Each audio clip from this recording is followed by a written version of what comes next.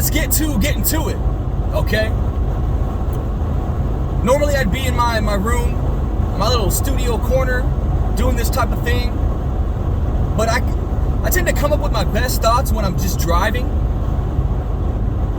Like, I'm the happiest when I'm just driving around listening to music, because, like, I'm not necessarily doing anything, but I feel like I'm going somewhere. Like, I'm not sitting still. I'm sitting still, but I'm not sitting still at home.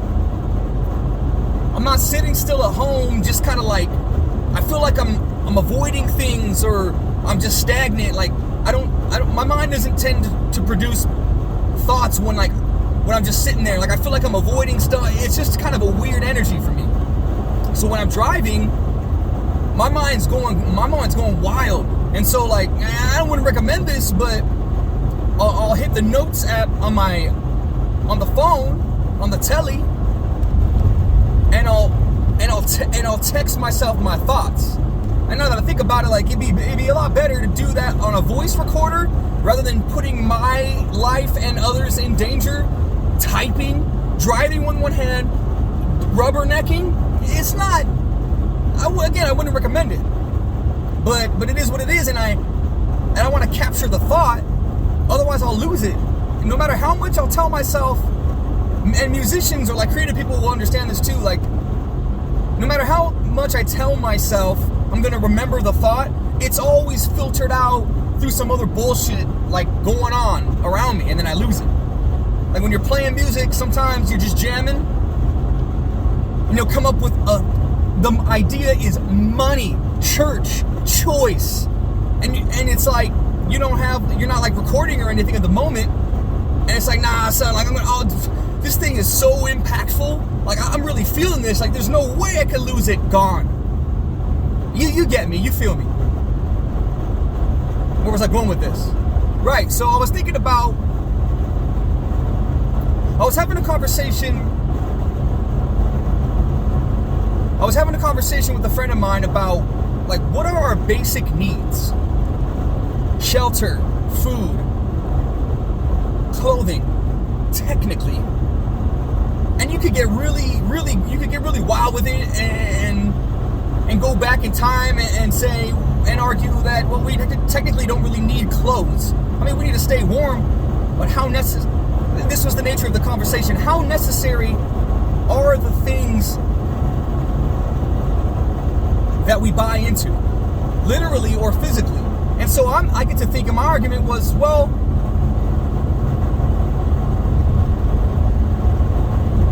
how many? Okay, so say you're grocery shopping, right? Technically, you only need to fulfill like certain nutritional needs.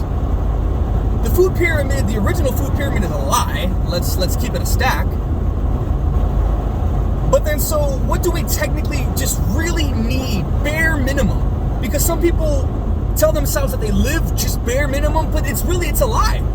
Because how many times are you going through the aisles and you decide to buy the name brand because you don't want to buy the off brand?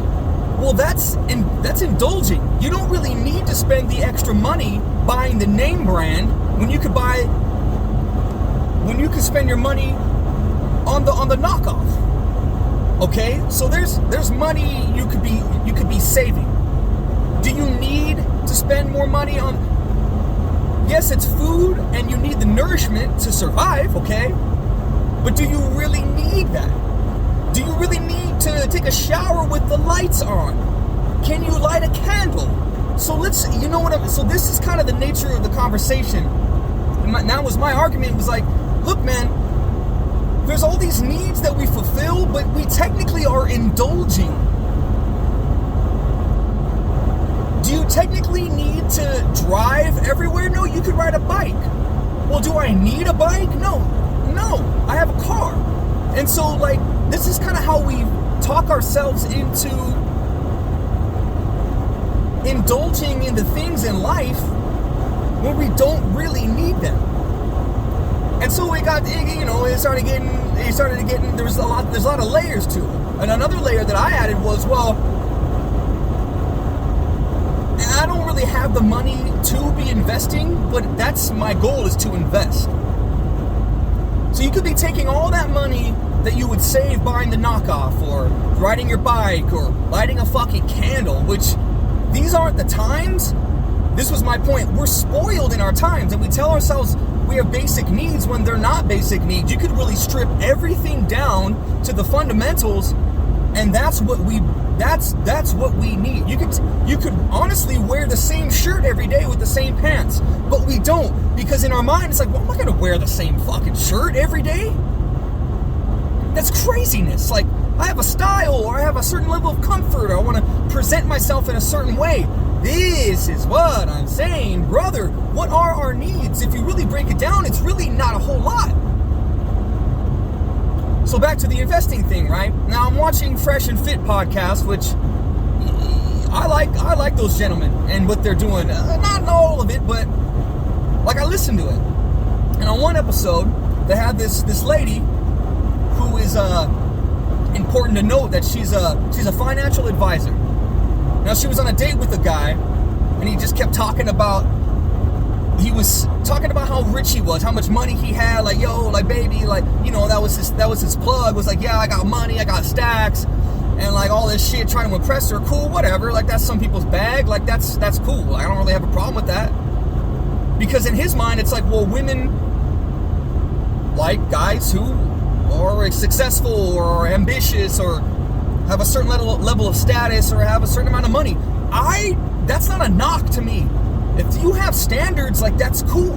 There's nothing wrong with having standards and wanting a certain value of life that you can only get from certain people. Some people have a problem with it. I've never had a problem with it. There's this gold digger, you know, it's a stigma, right? If you're a gold digger, whether you're a man or a woman, you're a bad person. I don't really give a fuck, alright? Now, granted, some people use other people for their money, some people date. Some men date hot women just because they're hot and they want to have a good-looking gal on their arm. Cool, whatever. Some women want to date a guy who has money because they don't want to fucking worry about money. Like, I don't have a problem with any of that. And not everyone is for everyone. So, you know, use your judgment.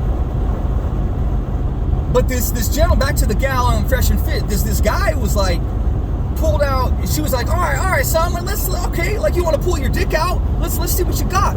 So he showed her on a bank statement on an app, on his bank app, and it was like, whatever, a lot of money in his checking and like $2 million in his savings. So then she was like, yo, that's cool and everything, but yo, like, Holmes, like, how come you got $2 million sitting in a savings account? Because that's the age-old mentality. Keep your money in a savings and live off the interest.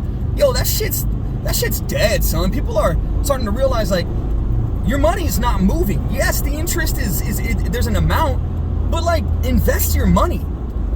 Of course, there's risk involved, and you have to know what you're doing, and there's a lot of it's still work, but that's the smart way to save your money. Keep your money in stocks or bonds or funds or crypto or whatever it is, whatever you choose. It's up to you. There's plenty of ways to do it, and there's plenty of people who want to give you guidance on how to do these kind of things for free or for a price or whatever. So that was like her red flag as a financial advisor, was like, yo, this dude, like, sure, you got $2 million in your savings. Yo, there's an accident right up here. A bunch of dogs on the fucking sidewalk, and homeboy is in his little truck, front end all beat up. It's a commotion. But anyway, man, where was I going with this? Yeah, she was like, yo, that's cool, you got $2 million in savings, but it's like, that's not smart. It's not a smart way to keep your money all bound up in a savings account. So that was like her advice to him. And like, I don't know if she really like let him know that, but that was like it was like a thing in her head, as a financial advisor. So to tie it all in, my point is, what are your basic needs? Cool. If you were to compromise, again, the name brand, or strip down the things you really just need to get by, and then take all the potential savings by doing so and investing it, like, this is, I don't know, it's like, to me, it tied it all in, and this is something, part of my argument, when I was having a conversation with my friend about the basic needs. I mean, basically, you don't need to do shit. But we're all, don't be fooled by it, brother, sister. We're all indulging in this life. We're all doing it on some level. And that's okay. Because again, it's like, some people don't care about money, or they say they don't care about money. I know some people truly don't, but we're all indulging, spending extra money that we technically don't need. So it's like, here's the wrap up. Don't get on your high horse thinking, oh, I don't care about money. I don't care about indulgence. I don't care about having money. It's like, we're all in this game. We're all playing the game on some level. Shaming people for shit. I know that's like a hot word that people like to use. Shaming this, people, blah, blah, blah, blah. Just do you. Focus on you, but like be smart and like try to see the other side, brother. I had to get that out because again, I'm driving. I was gonna wait to make this video when I got home, but I really wanted to do it right now, so I did it. And that's really about it. I got to go to work right now. Let's get this money.